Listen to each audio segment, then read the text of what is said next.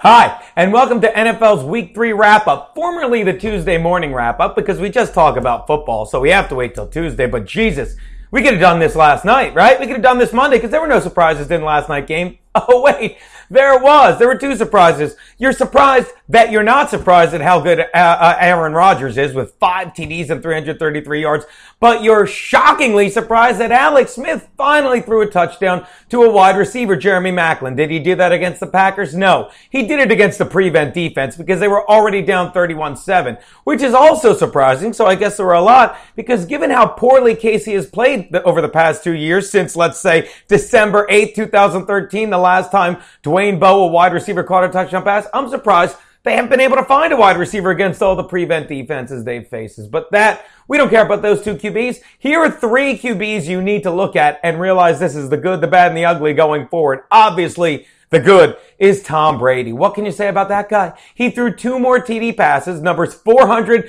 and 401 against the Jaguars in yet another blowout. 51-17. By the way, now he joins 3 other great names.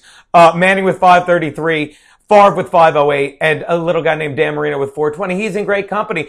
And the Patriots continue to score wildly. They have put up 91 points in the past 2 weeks, one of them against the Bills defense. Wow, Roger Goodell. Could you imagine what the Patriots would be doing if they were playing with a football inflated 0.3 less PSI? Stop it. That is what the Patriots, I believe, are out to do this year. They're out to prove that they can win any way they want with whatever football, with whatever game tape they want. So look for a lot more high-scoring games from the Patriots. And here's one more tidbit you need to know. Do not be fooled by LeGarrette Blount's great performance, 3 TDs, 80-some yards, and 18 touches, because it was mop-up duty. The only person that got carries that mattered were the 8 by Dion Lewis, who averaged 4.6 yards against the defense that was still trying. So this is a great time to try and trade LeGarrette Blount, because yes, he'll get touchdowns and he'll have games like that, but he will keep having games like that every 5 weeks and he will drive you bananas. Dump him now while his stock is high. All right, let's go to the bad, but I think this is good.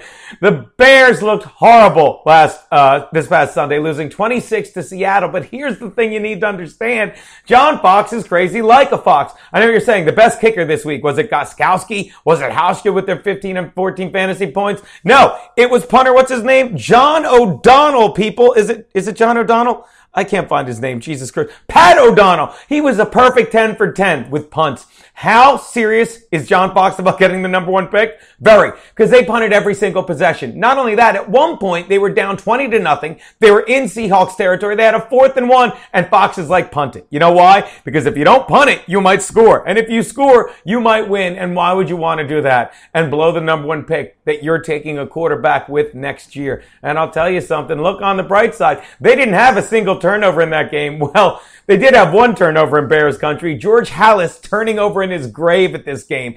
But believe you me, the Bears are going to roll the rest of the way. Roll over. Stay away from them. And finally, the ugly, who else, people? The New York Jets. Come on. Were they exposed once again, reminding us that they will always be the Jets? And I mentioned this, although I can't take credit because I was still dumb enough to take the Eagles in my video.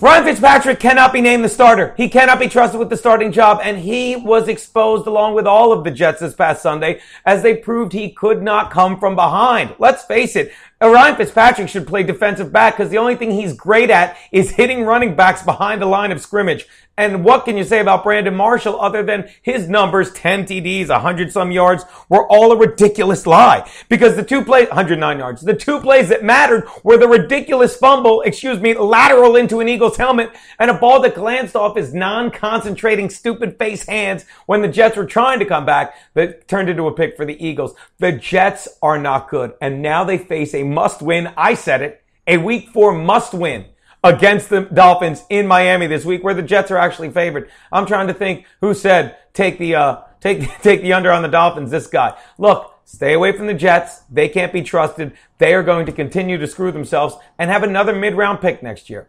Those are Geno's NFL Week 3 wrap-ups.